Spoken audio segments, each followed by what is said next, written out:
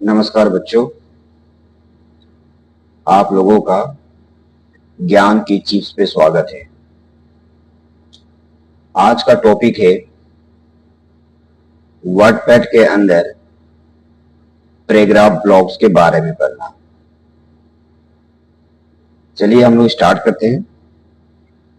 सबसे पहले आप अपने कीबोर्ड पे विंडो आर दबा दीजिए और फिर आप लिखिए वर्डपैड, WORDPAD वर्डपैड लिख के या तो ओके कर दीजिए या एंटर मार दीजिए।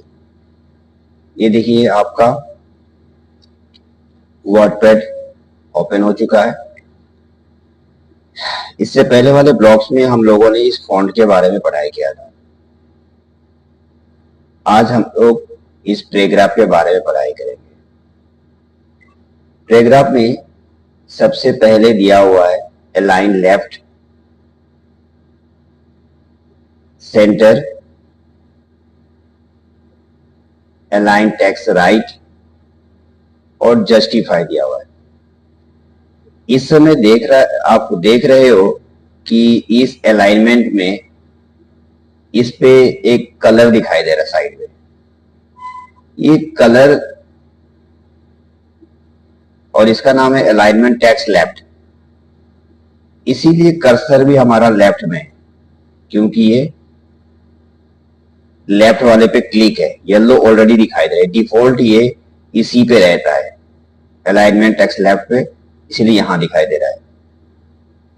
अगर मैं इसको सेंटर वाले पे क्लिक करूंगा तो मेरा कर्सर सेंटर पे आ गया। अगर मैं अलाइन टेक्स्ट राइट पे क्लिक करता हूं तो ये मेरा राइट साइड आ गया। दोबारा मैं अलाइन टेक्स्ट लेफ्ट में क्लिक करता हूं और लिखने की कोशिश करता हूं। मैं कुछ जैसे लिखता हूं राम राम राम राम लिख रहा हूं मैं, तो देखिए ये लेफ्ट साइड से राइट साइड की तरफ लिखते हुए जा रहा है। इसे मैं डिलीट कर देता हूं। अगर मैं ये वाला क्लिक करता हूं अलाइनमेंट टेक्स्ट राइट, ये राइट साइड, अभी तो लेफ्ट साइड में मैंने क्लिक किया था। लेफ्ट साइड पे क्लिक करने से लेफ्ट से राइट लिखते हुए जा रहा है। अगर मैं राइट अलाइन टेक्स्ट राइट पे क्लिक करता हूं तो कर्सर यहां आ गया। अब मैं लिखना स्टार्ट करता हूं राम राम राम राम राम राम, मतलब राइट साइड से लेफ्ट की साइड जा रहा है।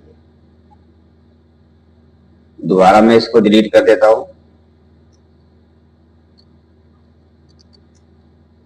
अब ये सेंटर का मतलब है जैसे सेंटर पे क्लिक करेंगे हमारा कर्सर यहां पे रहेगा और हम यहां पे जो चाहे हुए लिख सकते हैं। जैसे सेंटर पे अगर हमें रिज्यूम लिखना है तो RESUME रिज्यूम, ये हमारा सेंटर पे हमने लिख लिया, ये हमारा सेंटर कहलाता है।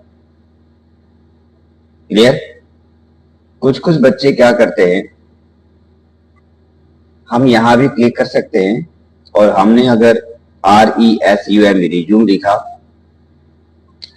रिज्यूम को अगर मुझे सेंटर पे करना है तो मैंने इसको सेलेक्ट करके सेंटर पे कर दूंगा तो ये सेंटर पे आ गया। अगर मैं इसको राइट साइड में करना चाहता हूं, सेलेक्ट करके ये क्लिक कर दूंगा अलाइन टेक्स्ट राइट, तो राइट साइड में आ जाएगा। क्लियर है? सेंटर में और राइट में। तो इस तरह से आपको मैंने अलाइन टेक्स्ट लेफ्ट के बारे में बताया, जिसका शॉर्टकट की है Ctrl+L, सामने दिखाई दे रहा है आपके। दूसरा है आपका सेंटर, जिसका शॉर्टकट की है Ctrl+E, अगर आपको सेंटर पे लिखना है तो। नेक्स्ट है अलाइन टेक्स्ट राइट, ये राइट साइड लिखने के लिए, जिसका शॉर्टकट की है Ctrl+R। जो तीनों मैंने आपको बता दिया है। क्लियर? अब हम स्टार्ट करते हैं, देखते हैं जस्टिफाई के बारे में। जस्टिफाई क्या होता है? जस्टिफाई समझाने के लिए मुझे कुछ पैराग्राफ की जरूरत पड़ेगी, कम से कम एक पैराग्राफ जरूरत है मुझे, तो मुझे लिखने पे यहाँ पे टाइम लग जाएगा, तो मैं कहीं और से कॉपी कर लेता हूँ उसे। क्लियर? तो देखिए मैं कॉपी करता हूं, मैं विंडो आर प्रेस कर रहा हूं और विन वर्ड, क्योंकि इसके बाद जैसे वर्डपैड खत्म हो जाएगा आप लोगों को माइक्रोसॉफ्ट वर्ड पढ़ाया जाएगा। माइक्रोसॉफ्ट वर्ड का दूसरा नाम है विन वर्ड, तो ये एमएस ऑफिस का एक पार्ट होता है, तो हमने विन वर्ड लिखा। ये देखिए माइक्रोसॉफ्ट ऑफिस वर्ड खुल गया, इसमें से यहाँ एक फॉर्मूला लगाया मैंने RAND रैंड, और ब्रैकेट स्टार्ट किया, ब्रैकेट बंद किया। देखिए कुछ पैराग्राफ हमारे पास ऑटोमेटिक दिखाई दे रहे हैं। मैं इसे कॉपी कर लेता हूं, सेलेक्ट किया, कॉपी किया, और जो भी मैं वर्डपैड पढ़ा रहा हूं उस वर्डपैड पे मैं क्लिक कर लेता हूं, और यहाँ पे मुझे पैराग्राफ चाहिए था तो मैं पेस्ट कर देता हूं। देखिए मेरे पास पैराग्राफ आ गया। अब चलिए स्टार्ट करते हैं जस्टिफाई क्या होता है। यहाँ पे देखिए इस पैराग्राफ में देखिए पहला लाइन आगे है, दूसरा लाइन पीछे है, तीसरा लाइन और पीछे। अगर इसको सीक्वेंस पे रखना है तो लीजिए मैं सेलेक्ट करता हूं, पहले इसको मैंने पहले सेलेक्ट करूंगा, फिर से मैं इस जस्टिफाई पे क्लिक कर दूंगा। देखिए क्लिक जैसे ही करते ये देखिए सीक्वेंस में आ गया, लाइन में आ गया। उसी तरह सेकंड पैराग्राफ में भी देखता हूं मैं, ये आगे है, ये पीछे है, फिर आगे है। तो एक काम कीजिएगा, आप फिर से सेलेक्ट कर लीजिए, सेलेक्ट करके आप जस्टिफाई पे क्लिक कर दीजिए, ये जस्टिफाई हो गया। इसी को कहा जाता है जस्टिफाई करना, मतलब लाइन को सीक्वेंस पे रख देना, लाइन को आगे पीछे होने नहीं दे रहा। ये देखिए ये आगे है, ये पीछे है, ये आगे है, ये और आगे है, ये पीछे, इसको लाइन में कर देगा जस्टिफाई करके। क्लियर है? तो जस्टिफाई का मतलब यही होता है। चलिए आगे चलते हैं। आपका हो गया अलाइन टेक्स्ट लेफ्ट हो गया, सेंटर हो गया, राइट हो गया, जस्टिफाई हो गया। ये है पैराग्राफ। पैराग्राफ को मैं लास्ट में बताऊंगा, पहले मैं चलता हूं ऊपर। डिक्रीज इंडेंट, और ये है हमारा इंक्रीज इंडेंट। इंडेंट किसे कहते हैं? सबसे पहले हम समझते हैं कि डिक्रीज इंडेंट है और एक इंक्रीज इंडेंट है। ये इंडेंट होता क्या है? INDENT, इंडेंट होता क्या है? आप ये जो देख रहे हैं ये, इसको इंडेंट कहा जाता है। ये लेफ्ट का इंडेंट है और ये हमारा राइट का इंडेंट है, इसी को इंडेंट कहा जाता है। मैं इसको सेलेक्ट कर लेता हूं पहले, और मैं डिलीट कर देता हूं इसको, कीबोर्ड में डिलीट प्रेस कर देता हूं, डिलीट हो गया। चलिए अब इस इंडेंट जहां पे दिखाई दे रहा है मेरा, ये कर्सर भी मेरा यहां है। अगर मैं इंडेंट को इंक्रीज करना चाहता हूं, मतलब मैं यहां पे इंडेंट है और कर्सर यहां है, तो मैं यहां से लिख पाऊंगा। लेकिन अगर मैं चाहता हूं नहीं, मुझे आगे से लिखना है, इंडेंट को मैं इंक्रीज करता हूं, ये रहा, ये डिक्रीज है, लेकिन ये इंक्रीज पे क्लिक करता हूं। देखिए मेरा इंडेंट आगे जा, जैसे क्लिक करता हूं ये आगे जा रहा है। तो जहां इंडेंट जा रहा है वहीं पे मेरा कर्सर भी जा रहा है। और डिक्रीज करना है तो आप डिक्रीज कर सकते हैं, डिक्रीज डिक्रीज डिक्रीज। मैं यहां से इंक्रीज कर रहा हूं, इंक्रीज कर रहा हूं, इंक्रीज कर रहा हूं। देखिए अब यहां रोक लिया, मुझे यहां लिखना है तो यहां से जो चाहे वो मैं लिखता जा सकता हूं। देखिए जब सेकेंड लाइन भी मैं आऊंगा लिखते हुए, तो देखिए क्या होगा, जहां पे इंडेंट मेरा इस समय रुका हुआ है, मतलब इंडेंट मेरा यहां रुका हुआ है, तो फिर मेरा दूसरा लाइन भी यहीं पे चालू होगा। देखिए क्लियर? अब मैं चाहता हूं, मैं यहीं तक लिखना चाहता हूं। अब तीसरा लाइन में क्लिक किया, एंटर मारा और यहां आ गया। अब मैं तीसरा लाइन पीछे चाहता हूं, तो मैं यहां से डिक्रीज करूंगा, डिक्रीज इंडेंट। ये देखिए मैंने पीछे कर लिया, जितना चाहिए उतना। अब मुझे यहां तक चाहिए तो यहां से फिर मैं लिखना चालू करता हूं, ध्यान दीजिएगा। अब देखिए दूसरा लाइन जैसे ही आएगा, जहां पे मेरा इंडेंट खड़ा है वहीं पे फिर चालू हो जाएगा। देखिए इसी को कहा जाता है इंडेंट को इंक्रीज करना, डिक्रीज करना। अगर मुझे इंडेंट अब आगे करना है तो फिर मैं इंक्रीज करूंगा इधर। ये देखिए जहां तक चाहे वहां तक इससे इंडेंट इंक्रीज कर, जहां तक इंडेंट जाएगा वहां पे हमारा कर्सर भी जाएगा। क्लियर हो गया ना इंडेंट? चलिए, तो इसे कहते हैं डिक्रीज इंडेंट, इसे कहते हैं इंक्रीज इंडेंट। अब चलते हैं पढ़ने के लिए हम स्टार्ट ए लिस्ट क्या होता है। इसको मैं सिलेक्शन कर लेता हूं और कीबोर्ड में डिलीट की प्रेस कर देता हूं। डिलीट हो गया।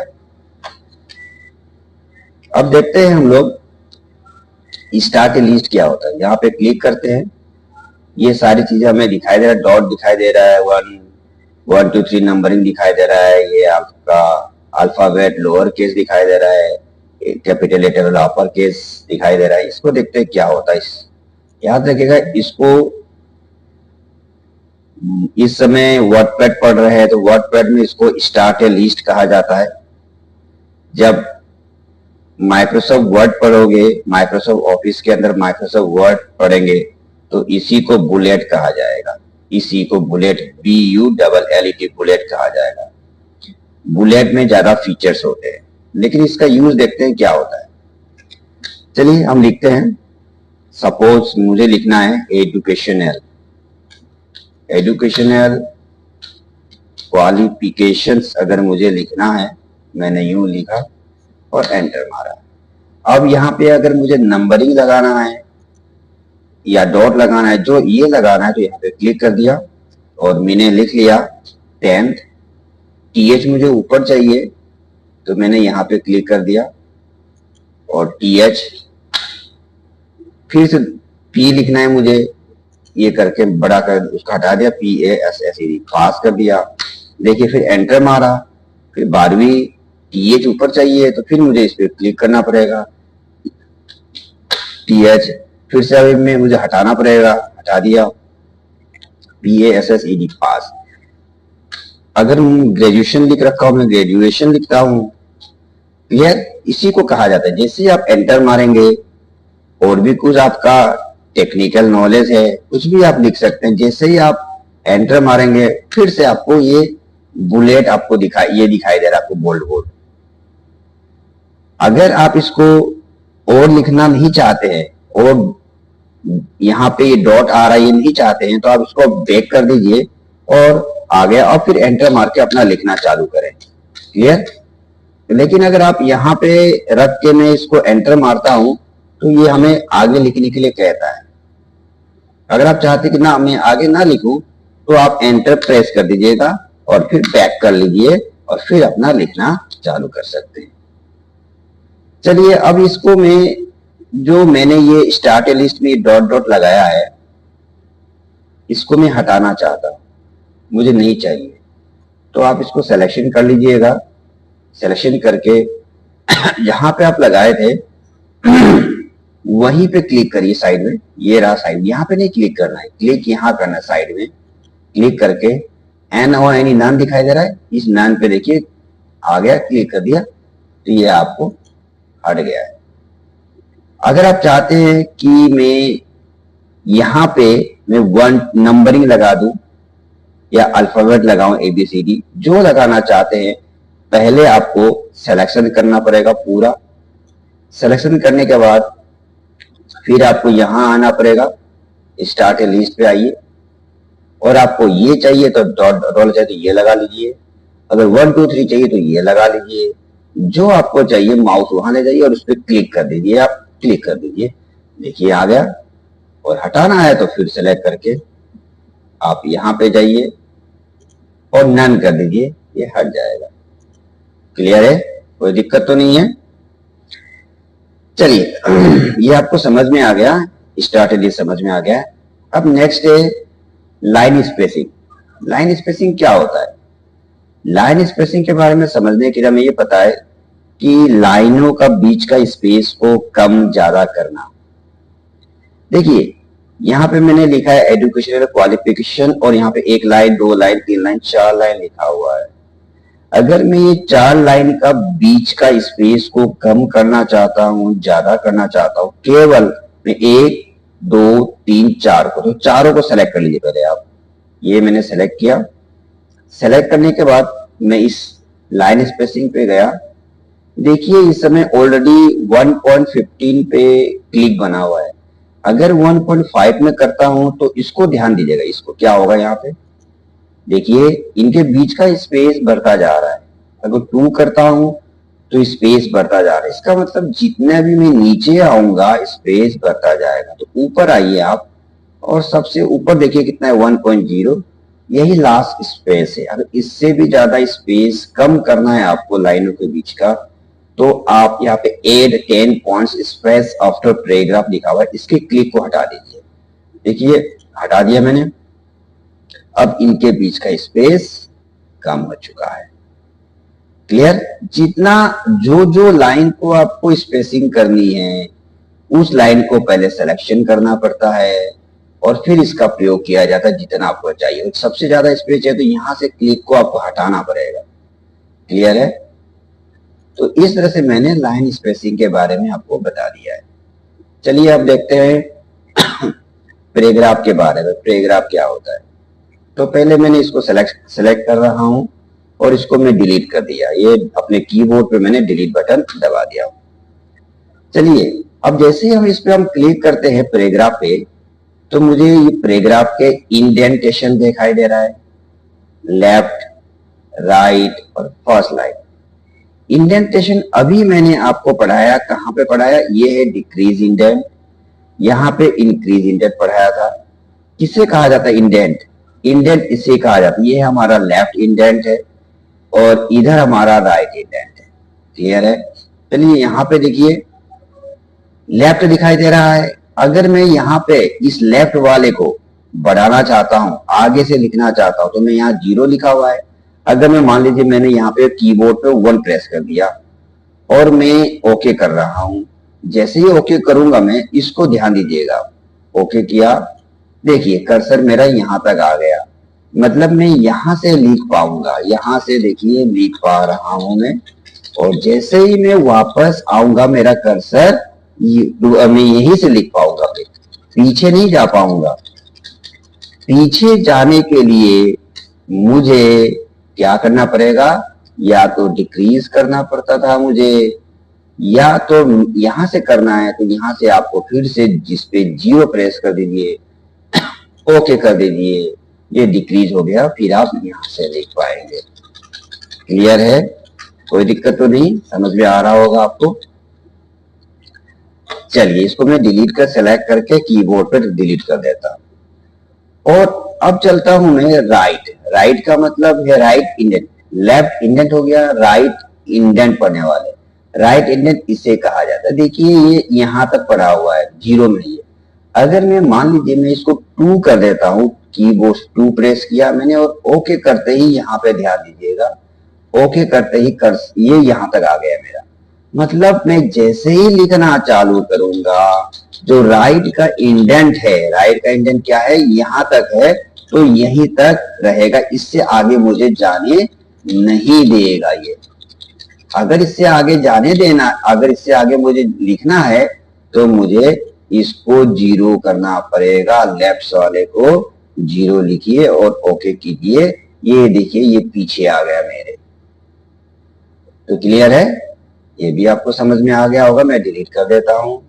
चलिए, तो लेफ्ट इंडेंट का मतलब है लेफ्ट वाली, राइट इंडेंट का मतलब है राइट वाली। मतलब आपको यहाँ पे क्लिक करने की जरूरत नहीं है, आप मैन्युअली इस पे लिख सकते हैं। क्लियर है? चलिए नेक्स्ट है first line. First line indent. First line indent का मतलब होता है कि केवल पहला लाइन को इंडेंट करो जितना मैं चाहता हूं, दूसरी लाइन को इंडेंट मत करना, दूसरी लाइन को फिर शुरुआत से लिखना चालू करना। एग्जाम्पल दिखाता हूं। देखिए मैं पहले लाइन को मैंने 2 कर रहा हूं, इस समय पहला, केवल पहला लाइन को इंडेंट करना चाहता हूं मैं, तो मैंने 2 लिखा, फर्स्ट लाइन इंडेंट, 2 लिख दिया फर्स्ट लाइन को और ओके करते ही देखिए पहला इंडेंट मेरा यहां आ गया 2, ये 2 पे है इस समय।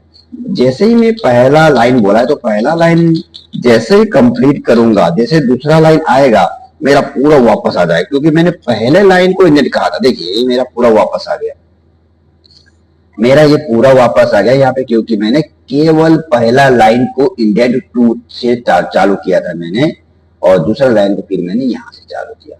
क्लियर है?